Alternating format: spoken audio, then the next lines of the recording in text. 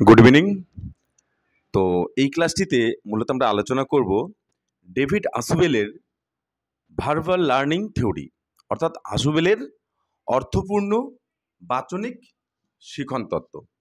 তো এই তত্ত্বটা যখন আমরা আলোচনা করব তো সবার আগে আমরা একটা জিনিস বুঝবো যে এই যে ডেভিড আসুবেল যা আছে তিনি তার যে তত্ত্বটা সেটা মূলত এডুকেশনাল সাইকোলজি এ কগনিটিভ ভিউ এই নামের একটি বইয়ের মধ্যে তিনি এটা প্রকাশ করেছিলেন। এবং তিনি সেখানে তার ভূমিকাতেই বলেছিল একটি কথা, যে সেটা হচ্ছে এরকম যে if I had to reduce all the all of educational psychology to just one principal, I would say that this the most important single factor influencing learning is what the learner knows.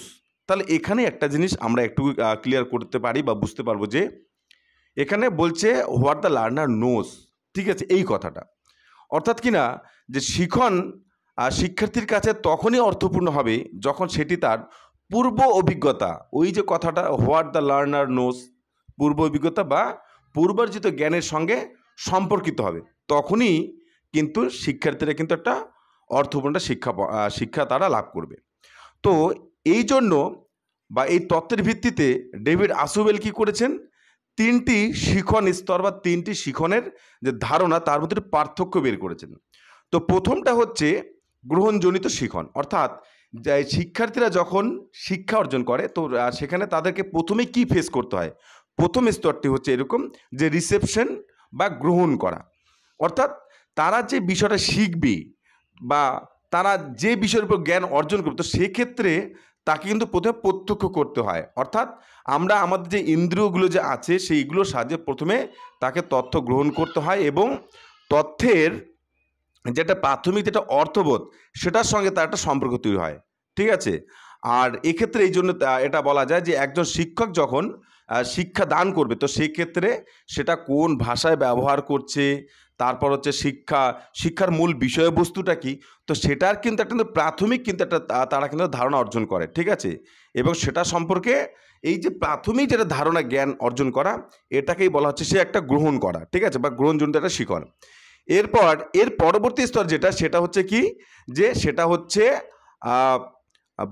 বোধহীন বা road বা যেটাকে আমরা যান্ত্রিক একটা শিখনের কথা বলি, ঠিক আছে। তো এই যে বোধহীন যে আছে এটা উদাহরণ দিতে গেলে আমরা একটা ভালো একটা উদাহরণ যেটা আমার কাছে মনে হয় যে আমরা যখন সাইকেল চালাই তো তখন আমরা কিন্তু গুনে গুনে কটা পেট্রোল রাউন্ড করলাম সেটা কিন্তু আমরা কিন্তু গুনি না, ঠিক আছে। তো অর্থাৎ যান্ত্রিকতা একটা অভ্যাসের একটা কথা বলা হয় এখানে, ঠিক আছে।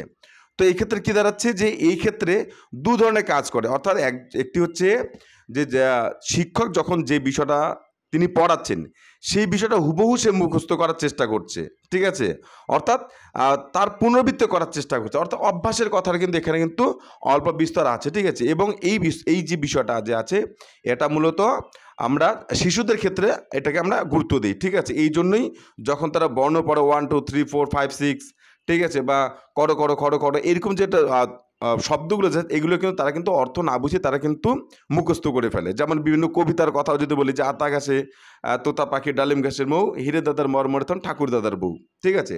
তো এটাকে আমরা তাহলে কি বলছি, রোড লার্নিং, ঠিক আছে।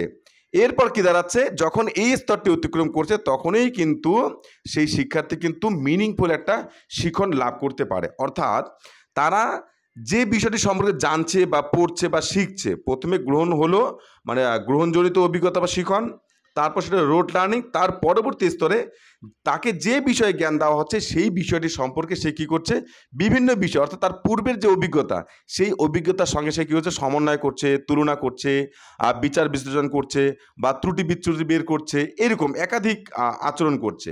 তো এর মাধ্যমে যখন সে প্রকৃত অর্থ বা স্বরূপ সম্পর্কে সে জানতে পারছে বা অভিজ্ঞতা অর্জন করতে পারছে তো তাকেই কিন্তু আমরা কিন্তু বলতে পারি মিনিংফুল লার্নিং বা অর্থবহ বা অর্থপূর্ণ শিখন। ওকে, তো এই অর্থপূর্ণ শিখনের ধারণা দিতে গিয়ে মনোবিজ্ঞান আসুবেল কি করেছে, একটি মডেলের কথা বলেছে, সেটা হচ্ছে কি অ্যাডভান্স অর্গানাইজার মডেল, ঠিক আছে।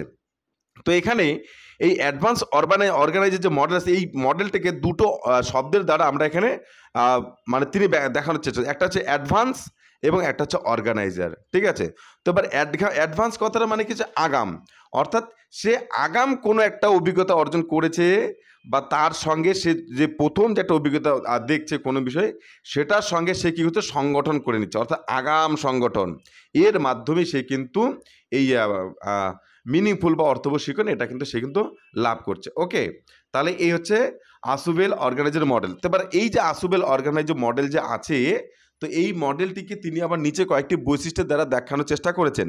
তো সেখানে কি, যে প্রত্যেক বিষয়েরই একটা কোনো একটা কেন্দ্রীয় ধারণা আছে, তো সেটাকে সে আগে চিহ্নিত করে এবং সেটাকে খুব অল্প সময়ের মধ্যে নিজের মধ্যে সে একটা উপস্থাপন করে। এরপর কি রয়েছে, যে পাঠ্য বিষয়কে বিশ্লেষণ করে মূল বিষয়টি বা মূল ধারণাটি এবং তার অন্যান্য যে উপাদানগুলি আছে সেগুলোর সঙ্গে সে একটা ধারণা তৈরি করে, ঠিক আছে, বা চিহ্নিত একটা সম্পর্ক তৈরি করে। এবার এই ক্ষেত্রে কিন্তু এই যে ব্রুনারের যে একটা কনসেপ্ট আছে সেটাও কিন্তু তিনি কিন্তু এখানে স্বীকার করেছেন। এরপর হচ্ছে কি, নির্মিতিবাদে কি বলা হচ্ছে, যে যেহেতু প্রত্যেক শিক্ষার্থীর প্রজ্ঞার সংগঠনের ধরন আলাদা, ঠিক আছে, সেই ক্ষেত্রে কিন্তু এই যে উপস্থাপনের যে একটা সময় বা একটা যে অগ্রিম যে একটা অ্যাডভান্স অর্গানাইজে সেটাও কিন্তু আলাদা রকম হবে, বা সেক্ষেত্রে কিন্তু আগে বিমূর্ত আকারে একটা দেওয়ার কথা বলা হয়েছে, ঠিক আছে।